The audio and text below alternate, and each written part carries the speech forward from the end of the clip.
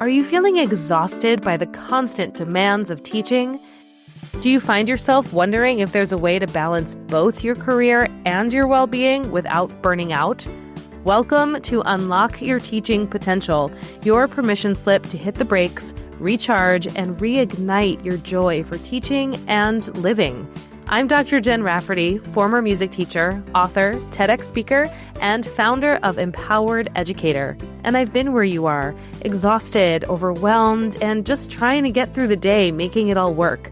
So each week, I'll bring you short, powerful episodes with actionable tools to help you reclaim your energy, set boundaries, and step into your full potential, both in and out of your role as an educator. So take a breath and let's dive in. It's time to unlock your teaching potential because the world needs you at your best. Hello, it's so good to be back here on episode 3 of Unlock Your Teaching Potential. You know, March can sometimes feel like the longest month of the year. So what gets me through is making sure that I make time to do the things that I love. And one of the things that I love doing most, especially when it's a little chilly out, is read a really good book. So right now I am almost done actually with my friend Matt Zakreski's book, The Neurodiversity Playbook. And if you haven't gotten your copy of this book, do yourself a favor and get one. Everyone needs to read this, whether you are neurodiverse yourself, or you are a parent of a neurodiverse child, or you are a teacher who teaches everyone. And the truth is, the more that we understand each other, the more that we understand ourselves, the better we can connect and really make the impact that we want to make in this world, especially as teachers. Matt does a great job of making some really complicated concepts really accessible and easy to read. It's like sitting down with him and having a cup of coffee and learning about all of the nerdy things about your brain. So highly recommend, grab yourself a copy of that book. I am enjoying it thoroughly. And he was actually on my podcast last season. I'm going to stick that link to that episode if you haven't listened to it already. It's a great episode. We had a great time talking to each other, and I'm going to be on his podcast soon also. So stay tuned for that too.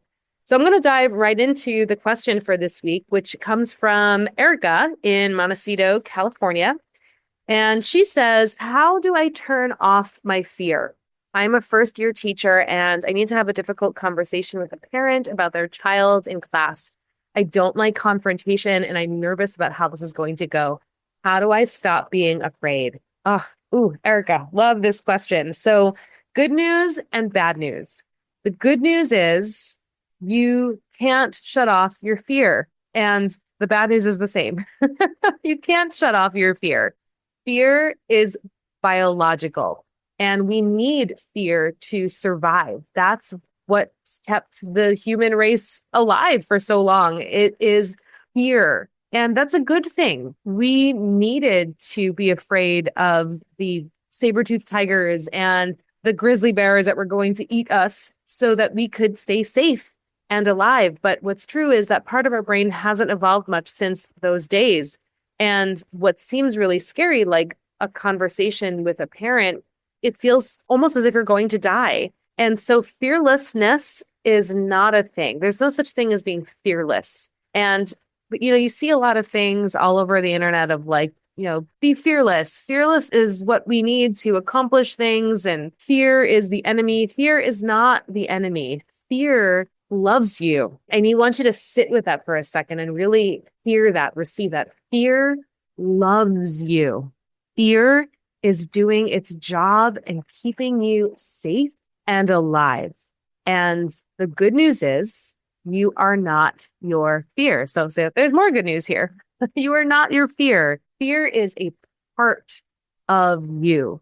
Fear is a biological function that if you, as the person who has the brain, can recognize, oh, this is so interesting.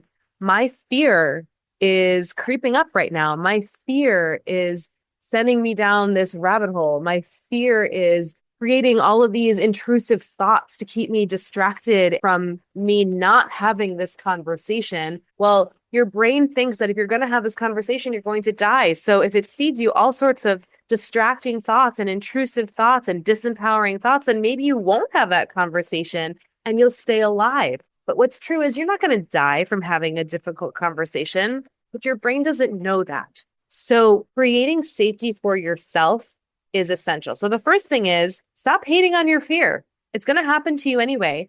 And the more you lean in and recognize it for what it is, the better off you're going to be because you're going to establish a relationship with it. As soon as it comes knocking at your door, which it will, you're going to say, hey, that's so interesting. I'm feeling afraid right now. I know this consciously and I'm aware of it. So now I can make a different choice. You can't change something you don't notice. So the more that you recognize when fear is coming into play, the easier it is going to be for you to navigate through it. So now that you recognize, okay, I'm feeling fearful or my brain is trying to get me to be afraid of this conversation. And don't forget, it's drawing from all of your past experiences.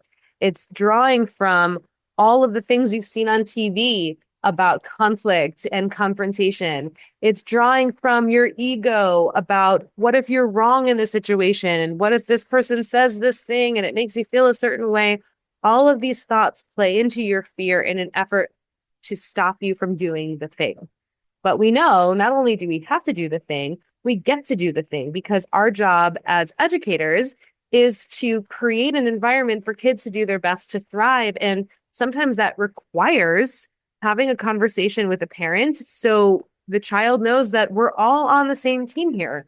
We all want what's best for the child. We all want them to do their best and create the most conducive learning environment. So this conversation gets to happen because this is part of your job. How exciting is that? And if you're not there yet, that's okay too. It's not exciting, Jen. It still feels a little scary, and that's okay. So in previous episodes, I talked a little bit about some exercises you can do to regulate your nervous system so it no longer feels a sense of threat, so that you are actively creating a sense of safety for yourself. So that can be a variety of breathing exercises. In episode 1, we covered the box breath. I'll give you another one right now. This is a really great cleansing breath. Inhale for 2, and then a really long exhale. So inhale for 2, and then exhale for as long as you can. And when your exhale becomes longer than your inhale, that's another way for you to activate your parasympathetic nervous system, which is that place of safety, of rest, of performance instead of stress and fear and protection. So now that you're feeling safe, and you can do that as many times as you want, if that exercise doesn't work for you, there's another one you can do that I really like also because it includes some sort of kinesthetic element.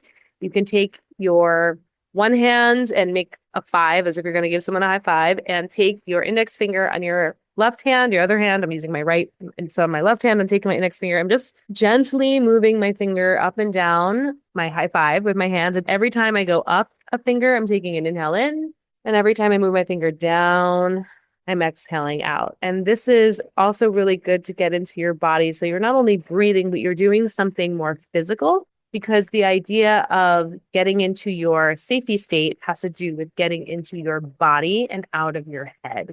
So once you've regulated your nervous system to a place where you feel more calm, more regulated, then you can start pumping yourself up and being your own cheerleader.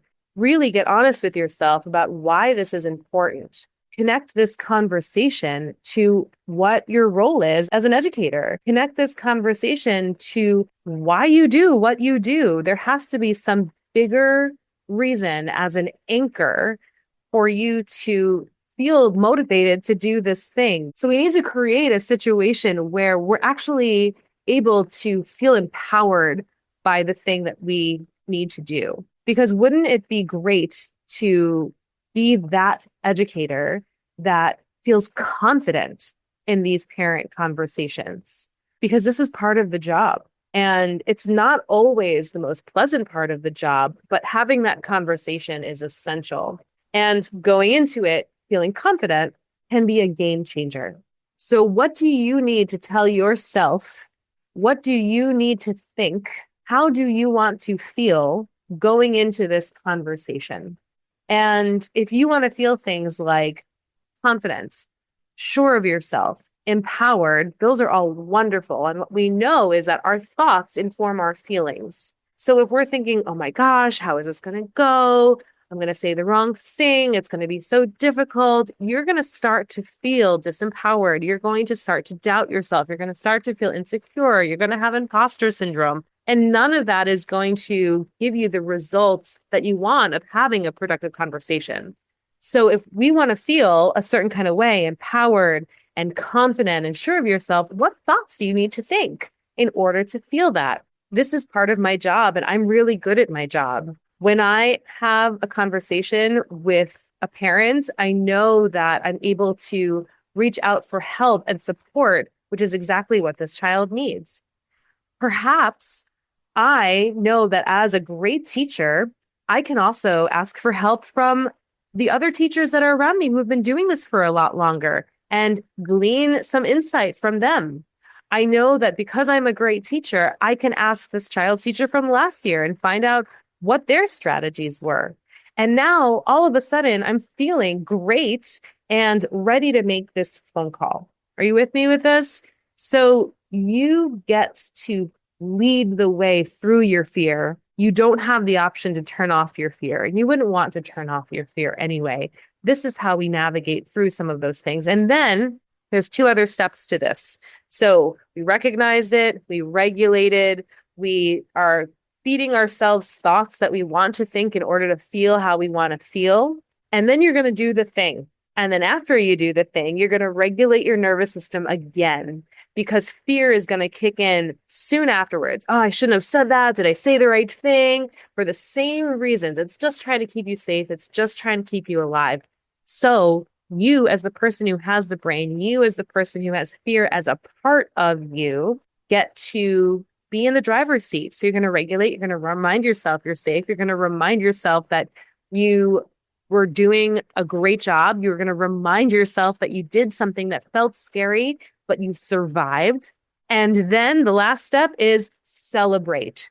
You need to celebrate every time you do something that feels scary, because that's going to give your brain lots of dopamine to get you to want to do it again. It's going to help create that safety because your brain wants to do things that feel good. And so when you are celebrating, you do a little dance in your office. You can just smile really big for a couple of seconds, which will get all of those neurochemicals going. Or call a friend, call your teacher, bestie down the hall and celebrate with them too, because this is going to be a way for you to create a new habit, not of fear when difficult conversation might be happening, but one of confidence, one of empowerment of, okay, here's a thing, here's a challenge.